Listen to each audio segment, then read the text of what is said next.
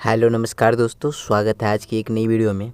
और आज की इस वीडियो में हम लोग देखने वाले हैं सोशल साइंस का नोट्स। ठीक है, अब ये नोट्स क्या करेगा, आपके लिए क्यों मददगार होगा वो हम आपको बता देते हैं। जैसे कि जिन बच्चों का वीकली टेस्ट हो रहा है उनके लिए भी ये बहुत ज़्यादा इम्पोर्टेंट है ये नोट्स। साथ में जो बच्चा क्लास 9 में पढ़ रहे और 2024 में बोर्ड एग्ज़ाम देने वाले हैं उनके लिए भी ये नोट्स बहुत ज़्यादा महत्वपूर्ण है। इसमें जो भी क्वेश्चंस दिया गया है वो सारे के सारे क्वेश्चंस परीक्षा में पूछे जाते हैं और मोस्टली चांसेस रहता है कि आपका जो क्वेश्चंस आएगा इसी सब में से कोई ना कोई एक क्वेश्चंस बनता है। अगर आपका क्वेश्चंस ऑब्जेक्टिव बनता है तब भी इसी में से रहेगा, सब्जेक्टिव में भी बहुत चांसेस यहाँ से मिल सकती है आपको। तो ये वीडियो शुरू से लेकर अंत तक आप लोग देखिए। और आप लोग का वीकली टेस्ट हो रहा है, वीकली टेस्ट वालों लोग के लिए तो महत्वपूर्ण ही है, उन्हीं लोग के लिए तो बना ही हुआ है। अब देखिए आपका वीकली टेस्ट में जो 26 अगस्त को होने वाला है, 26 अगस्त को होने वाला है, उसमें 26 अगस्त को जो आपका वीकली टेस्ट होगा उसमें आपका जो सिलेबस है वीकली टेस्ट का वो है एसएसटी का होने वाला है ना 26 अगस्त को। तो उसमें आप लोग का होगा पहला सामाजिक विज्ञान, मतलब सामाजिक विज्ञान में इतिहास से 2 चैप्टर पहला दूसरा, ज्योग्राफी से 2 चैप्टर पहला दूसरा मतलब भूगोल से, और नागरिक शास्त्र से 2 चैप्टर मतलब सिविक से आपका 2 चैप्टर रहेगा पहला दूसरा। ठीक है, तो यहाँ पर हम लोग आज इतिहास का पहला चैप्टर का नोट्स देखेंगे और इसमें सभी क्वेश्चंस को आप लोग को याद कर लेना है। पहला चैप्टर का नाम क्या है? फ्रांसीसी क्रांति। ठीक है, फ्रांसीसी क्रांति। ओके, पहला क्वेश्चन है फ्रांस की क्रांति कब शुरू हुई? फ्रांस की क्रांति कब शुरू हुई ये याद रखिएगा, 14 जुलाई 1789 ईस्वी। ठीक है, ईस्वी। यहाँ पर हो सकता है आपका क्वेश्चन जो पूछे फ्रांस की क्रांति कब शुरू हुई है उसमें ये डेट ना दिया हो, 1789 1788 ऐसे ऐसे करके दिया हो, तो आप वो पूरा डेट याद रखना है ताकि आप जो भी पूछे वो आप आंसर दे पाए। ठीक है, आगे बढ़ते हैं। दूसरा क्वेश्चन है किस क्रांति ने दुनिया की स्वतंत्रता और समानता के विचार दिए? किस क्रांति ने दुनिया को स्वतंत्रता और समानता के विचार दिए? तो ये 1789 में शुरू हुई फ्रांसीसी क्रांति ने दुनिया को स्वतंत्रता, समानता और बंधुत्व के विचार दिए। ठीक है, हो सकता है कि आपका जो क्वेश्चन पूछे उसमें ये भी लिख दे बंधुत्व का विचार दिए, या ये क्वेश्चन पूछ ले, क्वेश्चन पलट कर भी पूछ सकता है कि 1789 में शुरू हुई फ्रांसीसी क्रांति ने दुनिया को क्या विचार दिए? स्वतंत्रता, समानता और बंधुत्व। ये आपको अगर ऑप्शन में मिले तो इसको टिक करना है। ठीक है, इसको पूरा को आपको याद रखना है पूरा को कि 1789 में शुरू हुई फ्रांसीसी क्रांति ने दुनिया को स्वतंत्रता, समानता और बंधुत्व के विचार दिए। ठीक है, अगला क्वेश्चन की तरफ बढ़ते हैं। 3 नंबर क्वेश्चन देखिए, 1789 ईस्वी में फ्रांस की क्रांति किसके शासनकाल में हुई? फ्रांस की जो क्रांति हुई थी 1789 ईस्वी में वो किसके साथ, उस समय राजा सम्राट कौन था? तो देखिए इसका आंसर क्या हो जाएगा, फ्रांसीसी क्रांति के समय फ्रांसीसी क्रांति 1789 में फ्रांसीसी क्रांति हो रही थी, उस समय फ्रांस का राजा कौन था? लुई 16वां।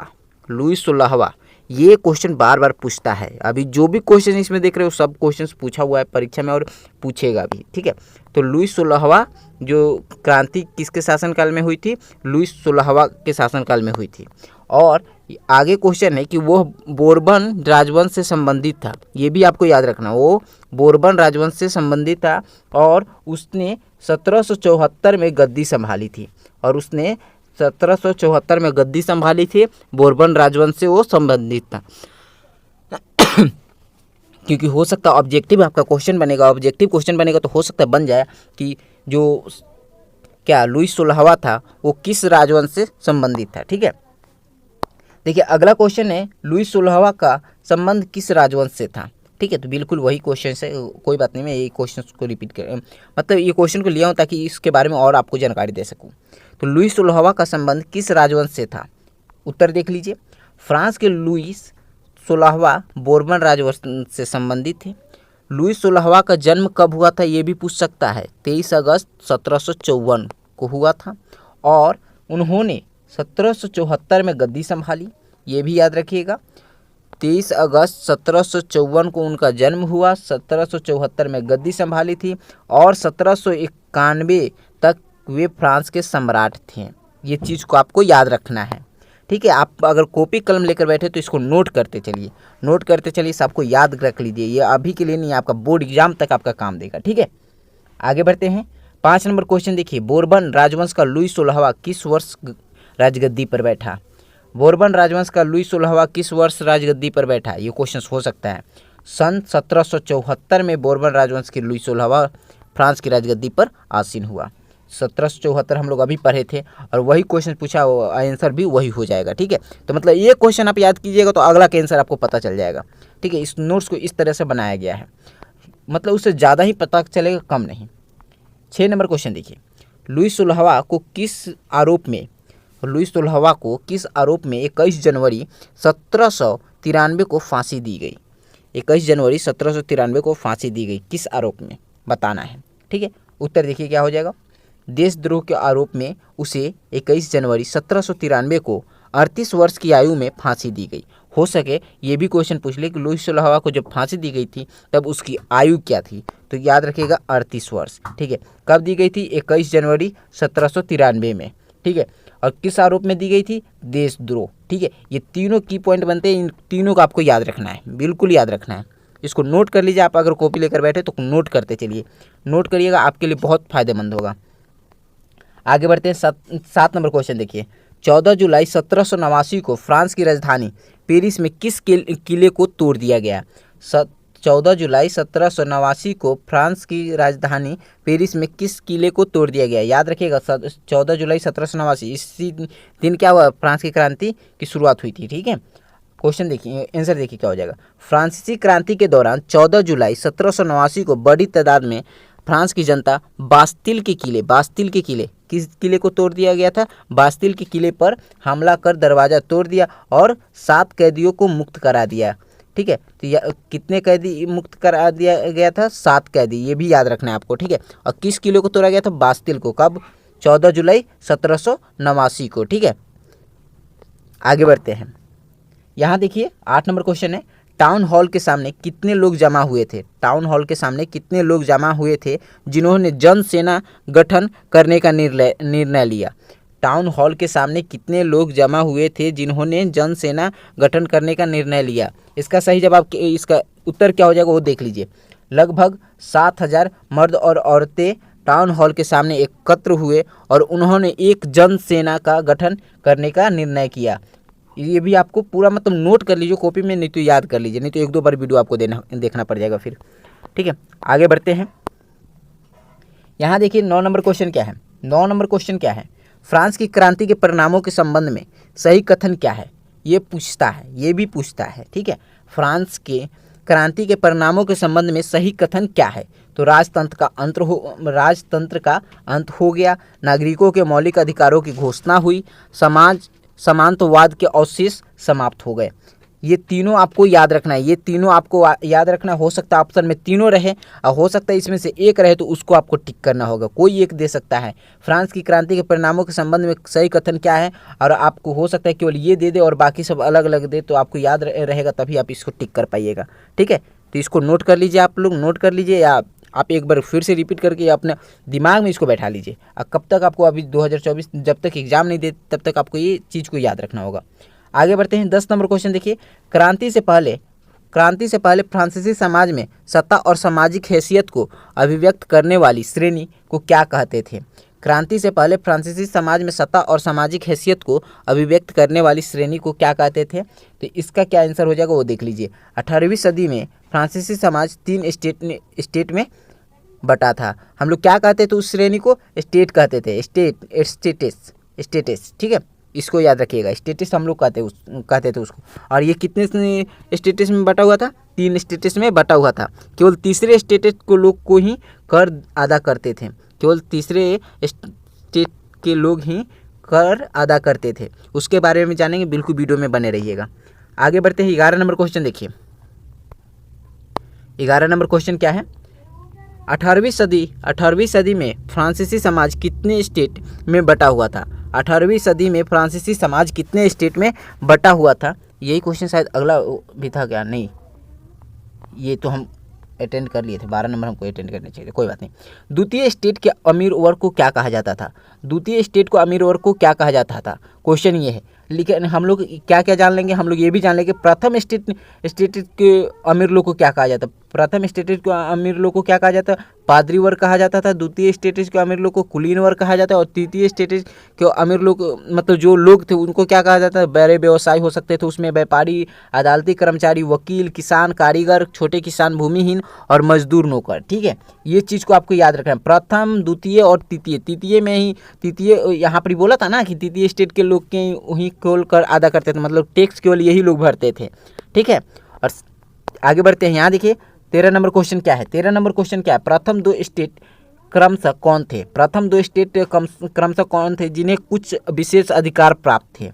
जिन्हें कुछ विशेष अधिकार प्राप्त थे। तो प्रथम दो स्टेट पादरी वर्ग और कुलीन वर्ग के लोग को कुछ विशेष अधिकार प्राप्त थे। इनमें से सबसे महत्वपूर्ण विशेष अधिकार था क्या था? राज्य को दिए जाने वाले करों में छूट। उनको टैक्स देने की ज़रूरत नहीं थी, उनको कोई कर देने की आवश्यकता नहीं थी। ठीक है, आगे बढ़ते हैं। यहाँ देखिए 14 नंबर क्वेश्चन है, किस वर्ग को कर नहीं देना पड़ता था? किस वर्ग को कर नहीं देना पड़ता था? अभी हम लोग पढ़े कि प्रथम दो स्टेट पादरी वर्ग और कुलीन वर्ग के लोगों को कर नहीं देना पड़ता था। ये चीज़ को आपको बिल्कुल याद रखना है। ठीक है, आगे बढ़ते हैं। 15 नंबर क्वेश्चन देखिए, केवल किस श्रेणी के लोग कर अदा करते थे? अभी हमने आपको बताया फ्रांसीसी समाज में स्टेट में बटा था और केवल तीसरे स्टेट के लोग ही कर अदा करते थे। केवल तीसरे स्टेट के लोग ही कर अदा करते थे, ये आपको बिल्कुल याद रखना है। ओके, आगे बढ़ते हैं। यहाँ देखिए 16 नंबर क्वेश्चन है, टाइद क्या है? टाइद क्या है? टाइद क्या था उसके बारे में हम लोग जान लेते हैं। चर्च भी किसानों से करों का हिस्सा मतलब कर वसूलता था। ठीक है, चर्च भी किसानों से कर वसूलता था, जिसको हम लोग टाइद कहते थे। उसको धार्मिक कर बोलते थे, धार्मिक कर। ठीक है, धार्मिक कर, इसका आंसर क्या हो जाएगा? धार्मिक कर के रूप में वसूलता था। चर्च जो था वो भी किसानों से कर वसूलता था धार्मिक कर के रूप में, जिसको हम लोग टाइद कहते थे। ठीक है, आगे बढ़ते हैं। अगला क्वेश्चन देख लीजिए। अगला क्वेश्चन देख लीजिए 17 नंबर क्वेश्चन क्या है? 17 नंबर क्वेश्चन क्या है?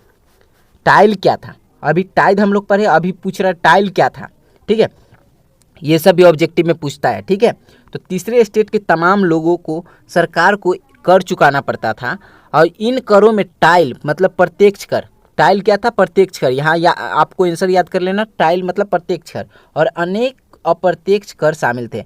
और अप्रत्यक्ष कर में कौन कौन से थे? तो वो आपको हो सकता है अप्रत्यक्ष कर के बारे में पूछ दे कि अप्रत्यक्ष कर नमक और तंबाकू जैसी रोजाना उपभोग वस्तुओं पर लगाया जाता था। ये भी पूछ दे आपसे कि अप्रत्यक्ष कर किस वस्तुओं पर लगाया जाता था। ठीक है, अप्रत्यक्ष कर किस वस्तुओं पर लगाया जाता था? वहाँ पर ऑप्शन देख लीजिए, नमक और तंबाकू का, उसको टिक कीजिएगा। ठीक है, पूरा को नोट करते चलिए आप। आगे बढ़ते हैं। 18 नंबर क्वेश्चन देखिए, जब जीवित रहने के लिए साधन खतरे में हो तो ऐसी स्थिति को क्या कहते हैं? जब जीवित रहने के लिए साधन खतरे में हो तो ऐसी स्थिति को क्या कहते हैं? जीविका संकट कहते हैं।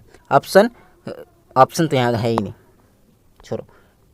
19 नंबर क्वेश्चन देखो, एक राजनीतिक संस्था जिसमें तीनों स्टेट्स अपने प्रतिनिधि भेजते थे, क्या था? एक राजनीतिक संस्था जिसमें तीनों स्टेट अपने प्रतिनिधि भेजते थे, क्या था? उसके बारे में जान लीजिए।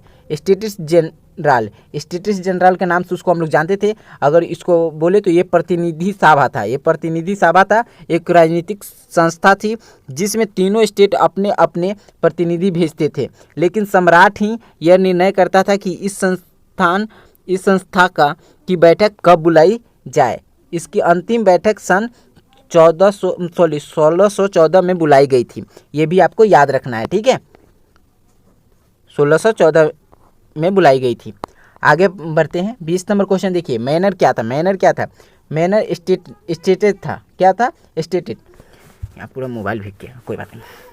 मैनर वह किला था, होता था या हवेली होता था। हम लोग अगर नॉर्मल अगर पूछे तो ऑब्जेक्टिव में आपको पूछेगा मैनर क्या था, वहाँ आपको ऑप्शन दे देगा स्टेटेड, तो ये आपको टिक करना है। ओके, लेकिन आगे इसके बारे में जान लीजिए, आप लोग इसके बारे में जान लीजिए। मैनर वह किला था हवेली होता था जहाँ लॉर्ड या स्वामी रहता था। उनके यूरोपीय देशों में इन मेंढरों को लॉर्ड बड़े बड़े इलाकों के भी मालिक होते थे। भूमि के एक भाग की जुताई लॉर्ड सीधे अपनी निगरानी में अपने सर्प की सहायता से कराता था और ये सर्प अपने खेतों के अलावा लॉर्ड के खेतों को जोतने बोने के लिए बाध्य होते थे। ठीक है, तो मैनर क्या था उसके बारे में भी आप लोग ये आपको दे दिया गया, तो इससे आप लोग उसको बारे में भी जान लीजिए। ठीक है, मैनर ऑप्शन में ऑब्जेक्टिव में पूछेगा तो आपको दे देगा ऑप्शन में स्टेटेड, तो उसको आपको टिक करना है। ओके, आगे बढ़ते हैं। 18वीं सदी में किस नए वर्ग का उदय हुआ? 18वीं सदी में किस नए वर्ग का उदय हुआ? तो यहाँ देखिए 18वीं शताब्दी में मध्यम वर्ग का उदय हुआ। ठीक है, जो शिक्षित था और मानता था कि समाज में किसी भी समूह को जन्म से विशेषाधिकार प्राप्त नहीं होना चाहिए।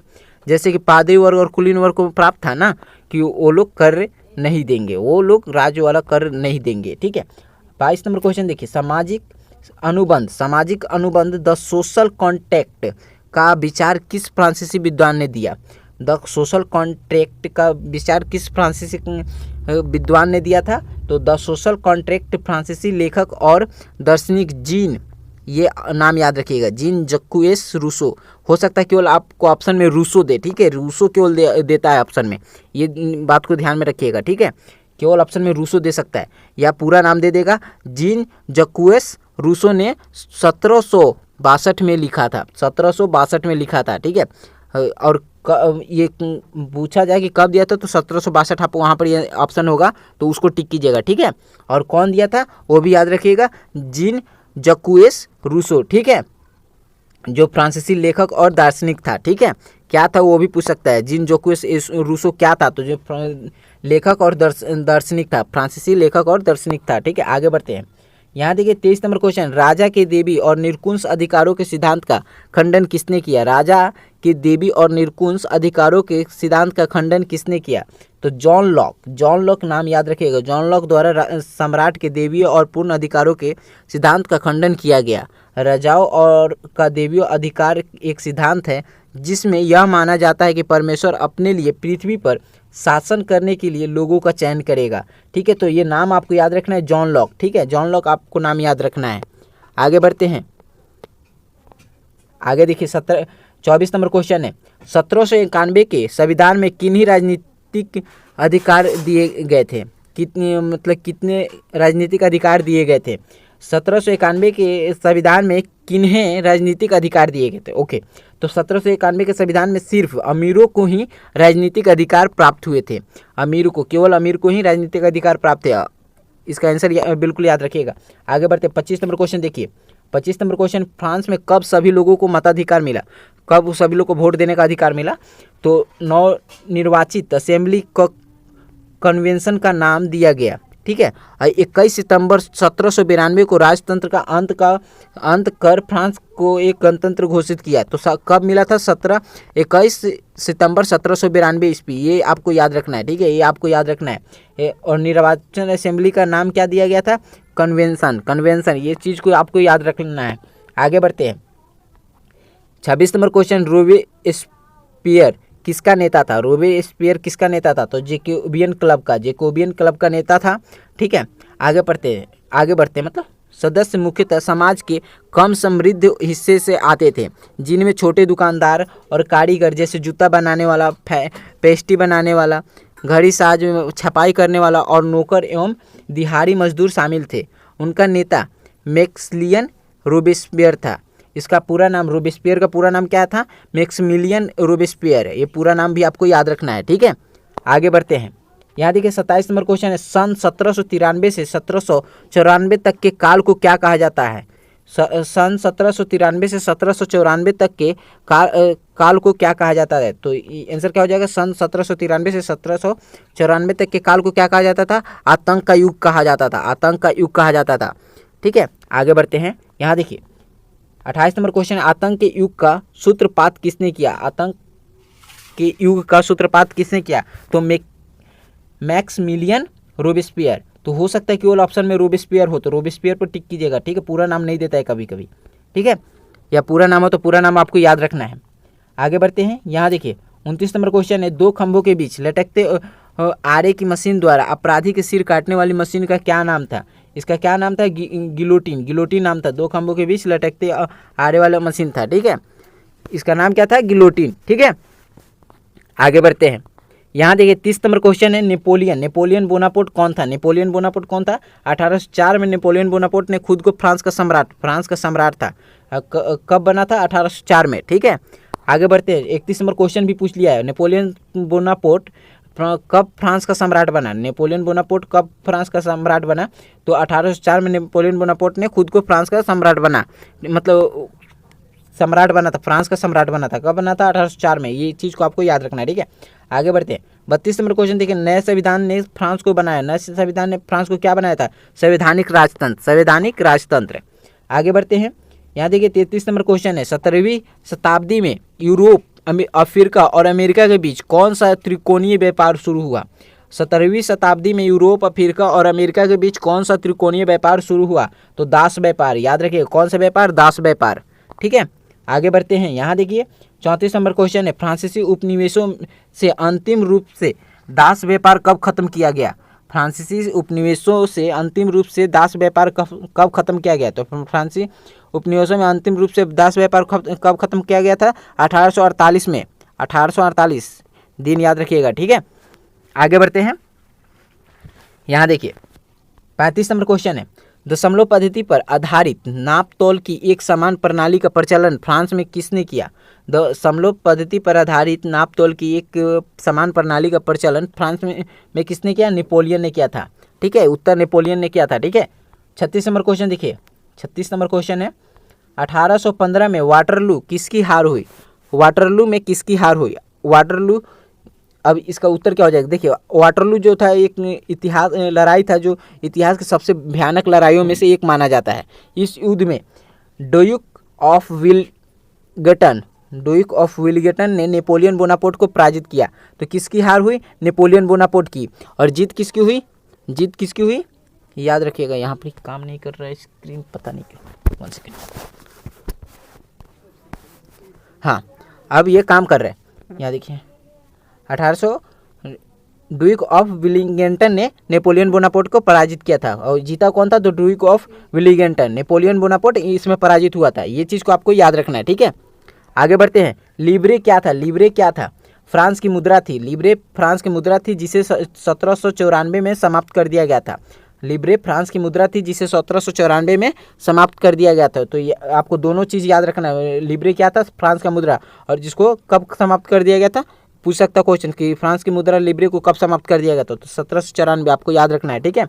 आगे बढ़ते हैं, 38 नंबर क्वेश्चन देखिए, फ्रांस के राष्ट्रगान का क्या नाम था, फ्रांस के राष्ट्रगान के क्या नाम था, तो रूगेट दी लिविस फ्रांस के राष्ट्रगान की रचना की, ठीक है, ये राइटर का नाम था, ठीक है, राइटर का नाम था, ये चीज़ को राइटर का नाम था। अब मार्सिल, मार्सिल फ्रांस का राष्ट्रगान है, मार्सिल फ्रांस का राष्ट्रगान है, ठीक है, यहाँ पर ल होगा, ठीक है।